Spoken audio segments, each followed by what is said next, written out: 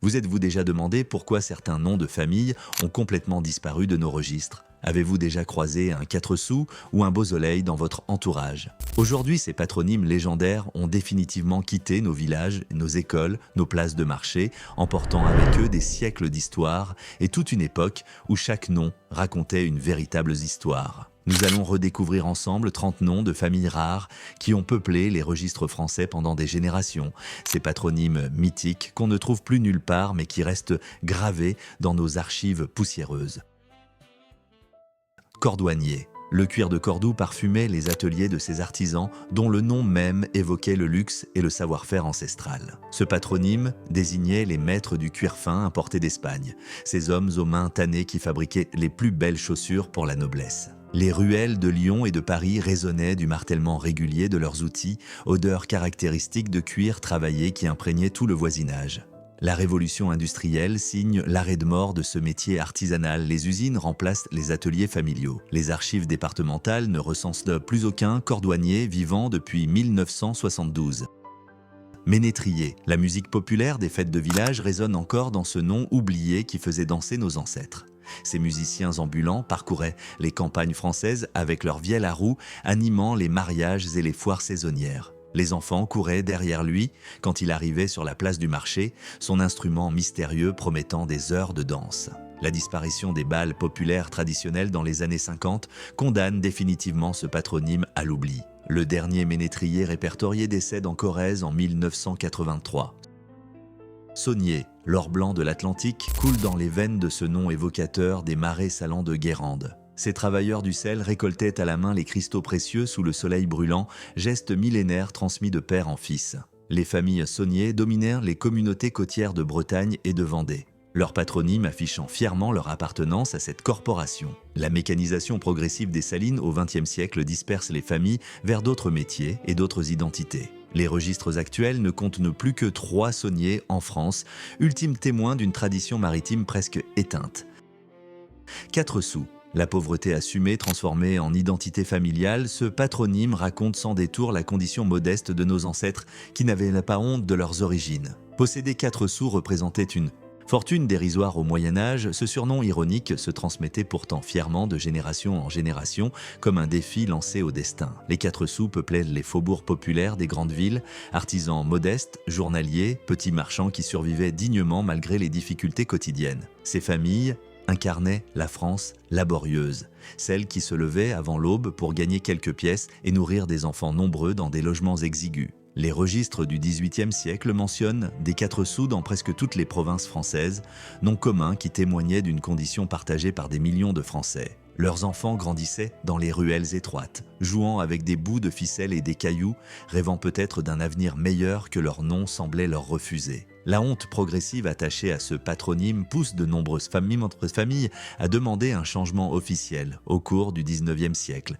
quand l'ascension sociale devient possible. Aucun 4 sous ne figure plus dans les annuaires de téléphonique depuis 1995, disparition totale d'un nom pourtant si répandu qui racontait l'histoire des humbles.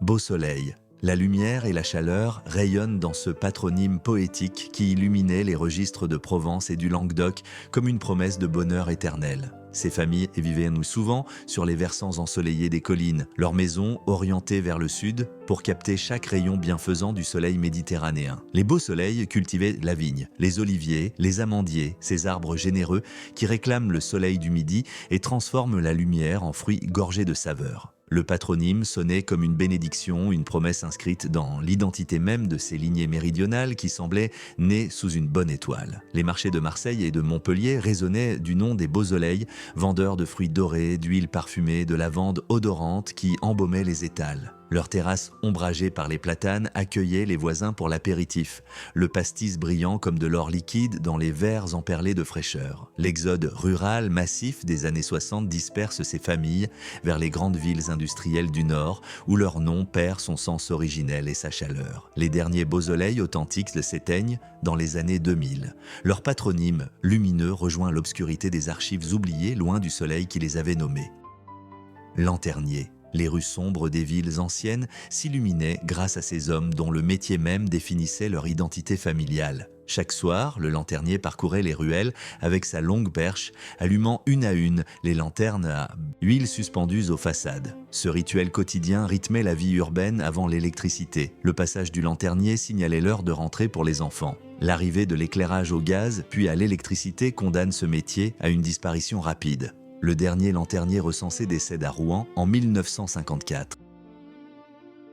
Malenfant. Le garnement du village, transformé en lignée familiale, ce surnom médiéval trahit les espiègleries de nos ancêtres turbulents. Les registres paroissiaux attribuaient ce sobriquet aux enfants particulièrement remuants, ceux qui faisaient tourner en bourrique le curé. Les Malenfants peuplaient assez principalement la Normandie et la Picardie, régions où l'humour paysan transformait les défauts en identité. La modernité du XXe siècle rend ce patronyme embarrassant, de nombreuses familles demandent officiellement à en changer. Les registres contemporains ne comptent donc plus aucun Malenfant sur le territoire français.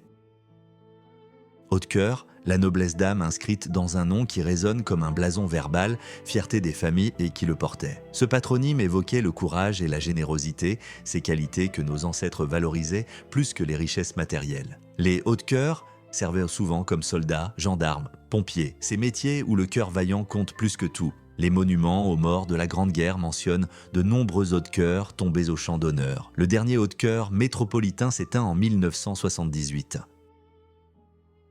Bon pain. L'odeur du fournil embaume ce patronyme qui évoque les boulangers généreux de nos villages d'antan. Fabriquer du bon pain représentait un art sacré. Les familles Bonpain héritèrent de cette réputation flatteuse génération après génération. Les registres du Berry et du Poitou mentionnent de nombreux Bonpains, régions céréalières où le pain constituait l'aliment fondamental. L'industrialisation de la boulangerie au XXe siècle fait disparaître ces artisans familiaux. Aucun bon pain ne figure plus dans les annuaires depuis 1987. Blasonneur. L'art héraldique incarné dans un nom qui évoque les châteaux, les tournois, la chevalerie glorieuse du Moyen-Âge. Ces artisans créaient et peignaient les blasons des familles nobles, leur savoir-faire transmis secrètement de maître à apprenti. Chaque bouclier, chaque bannière, chaque sceau portait la marque de ces artistes minutieux. La Révolution française abolit les titres de noblesse et les blasons, condamnant brutalement ce métier. Les archives ne mentionnent plus aucun blasonneur après 1850. Sans Squartier. La rudesse militaire transpire dans ce patronyme qui n'accordait aucune pitié aux ennemis sur les champs de bataille. Les soldats portant ce surnom combattaient avec une férocité légendaire, leur réputation terrifiant les adversaires. Ce patronyme guerrier se concentrait principalement en Lorraine et en Alsace, régions frontalières habituées au conflit. Les deux guerres mondiales déciment tragiquement ces lignées combattantes. Le dernier sans Squartier connu décède sans descendance en 1963. Passe-temps. La légèreté de vivre incarnée dans un nom qui évoque les plaisirs simples et les moments de bonheur partagés. Les familles passe-temps exerçaient souvent des métiers liés au divertissement, forains et comédiens ambulants des routes de France. Ce patronyme joyeux résonnait dans les foires et les marchés, promesse de rire et d'évasion pour les villageois. La sédentarisation forcée des populations nomades au XXe siècle disperse ces familles. Aucun passe-temps ne figure plus dans les registres officiels depuis 1991. Diolfite. La foi profonde de nos ancêtres résonne dans ce patronyme qui attribue chaque naissance à la volonté divine. Les familles diolfites remercièrent le ciel pour chaque enfant accordé, leur nom proclamant cette gratitude à travers les générations. Ce patronyme pieux se répandait principalement dans le Dauphiné et la Drôme. La déchristianisation progressive de la société française rend ce patronyme embarrassant pour certaines familles. Le dernier diolfite authentique disparaît des registres en 1975. Joli cœur. La tendresse et la bonté rayonnent dans ce patronyme qui désignait les personnes au tempérament particulièrement aimable. Les familles Joli cœur incarnaient la générosité villageoise, ceux vers qui on se tournait en cas de besoin. Ce nom affectueux se répandait dans toute la France rurale où la solidarité communautaire restait essentielle. L'émigration massive vers le Québec au XVIIe siècle exporte de nombreuses familles Joli cœur. Les registres français ne comptent plus aucun Joli cœur depuis 1989. Froid-vent. Les hivers rigoureux du Jura soufflent dans ce patronyme qui évoque les températures glaciales des montagnes. Les familles Froid-vent habitaient les hauteurs exposées aux bises mordantes, leur nom décrivant leur environnement quotidien. Les Froid-vent travaillaient le bois et fabriquèrent des horloges, ces métiers d'intérieur qui protégeaient des rigueurs extérieures. L'exode vers les villes plus clémentes vide progressivement ces villages d'altitude. Le dernier froid-vent jurassien décède en 1970. Chanteloup. Le hurlement des loups résonne dans ce nom qui évoque les forêts profondes où ces prédateurs régnaient autrefois. Les familles Chanteloup vivaient à l'orée des bois, là où le chant nocturne des meutes berçait les nuits d'hiver. Ce patronyme sauvage se répandait dans le Val-de-Loire et la Sologne, région boisée où les loups prospéraient. L'extermination des loups en France au début du XXe siècle prive ce patronyme de son sens originel. Les derniers chanteloups disparaissent des registres en 1982. Touche-bœuf. Les marchés aux bestiaux résonnent dans ce patronyme qui évoque les maquignons experts en évaluation bovine. Ces hommes palpèrent les bêtes pour estimer leur valeur, leur toucher infaillible garantissant des transactions équitables. Les familles Touche-bœuf dominaient les foires d'Auvergne et du Limousin, régions d'élevage où leur expertise valait de l'or. La modernisation de l'agriculture et les contrôles vétérinaires rendent ce métier obsolète. Aucun touche-bœuf ne figure plus dans les annuaires depuis 1978. Brise-barre. La force herculéenne transpire dans ce patronyme breton qui évoque les géants capables de briser les obstacles. Les familles Brise-barre travaillaient comme forgerons et bûcherons, ces métiers où la puissance physique déterminait le succès. Les Brise-barre participaient au concours de force lors des pardons bretons, leur réputation dépassant les frontières du village. Les deux guerres mondiales fauchent ces hommes forts envoyés en première ligne. Le dernier Brise-barre breton s'éteint en 1967. Bon vouloir. La bienveillance incarnée dans un patronyme normand qui promettait des intentions toujours pures et généreuses. Les familles bon vouloir servaient de souvent comme notaires et médiateurs, ces professions où la bonne volonté facilite les accords. Les marchés se concluaient plus facilement quand un bon vouloir servait de témoin, son nom valant toutes les signatures. L'exode vers les Amériques emporte de nombreuses familles bon vouloir au XIXe siècle. Les registres métropolitains ne comptent d'un plus aucun bon vouloir depuis 1985. Barberousse. Les flammes rousses d'une barbe imposante brûlent dans ce patronyme alsacien aux sonorités médiévales. Les familles Barberousse descendèrent peut-être de soldats de Frédéric Barberousse, empereur germanique légendaire. Les Barberousse arboraient souvent fièrement cette pilosité rousse, caractéristique très génétique transmise à travers les siècles. Les changements de nationalité successifs de l'Alsace compliquent les registres. Nombreux Barberousse germanisent leur nom. Le dernier Barberousse authentique disparaît des registres français en 1973. Grand-Pierre. La solidité minérale résonne dans ce patronyme lorrain qui évoque les carriers et les tailleurs de pierre. Les familles Grand-Pierre travaillaient dans les carrières de calcaire, extrayant les blocs qui construisaient les cathédrales. Les Grand-Pierre bâtissaient de la France pierre après pierre, leur patronyme témoignant de cette contribution monumentale. La Grande Guerre décime tragiquement cette lignée, les hommes tombent dans les tranchées de Verdun. Les registres ne mentionnent plus aucun Grand-Pierre depuis 1981. Beau temps. Les journées ensoleillées brillent dans ce patronyme provençal qui célèbre la clémence du climat méridional. Les familles du beau temps vivaient des récoltes abondantes que le beau temps garantissait, leur nom remerciant le ciel généreux. Les beaux temps cultivèrent les fruits gorgés de chaleur, abricots et pêches qui faisaient tant la renommée de leur région. L'urbanisation massive de la Provence disperse ces familles rurales. Le dernier beau temps provençal s'éteint en 1979. Douce amie. La tendresse amicale résonne dans ce patronyme rare qui désignait les personnes au tempérament particulièrement affectueux. Les familles Douxamy incarnaient l'amitié fidèle, ses voisins sur qui on pouvait toujours compter. Ce nom affectueux se répandait dans le centre de la France, région rurale où la solidarité restait essentielle. Les bouleversements du XXe siècle dispersent les derniers Douxamy vers des destinations inconnues. Aucun Douxamy ne figure plus dans les registres depuis 1965. Feuillâtre. Les forêts du Perche bruissent dans ce patronyme qui évoque les bûcherons et les charbonniers des bois profonds. Les familles en feuillâtre vivaient au rythme des saisons forestières, leur nom les rattachant au feuillage qu'ils travaillaient. Les feuillâtres fabriquaient le charbon de bois indispensable aux forges, leur fumée bleutée signalant leur présence dans les clairières. La disparition des charbonnières au XXe siècle condamne ce mode de vie ancestral. Le dernier feuillâtre percheron décède en 1977.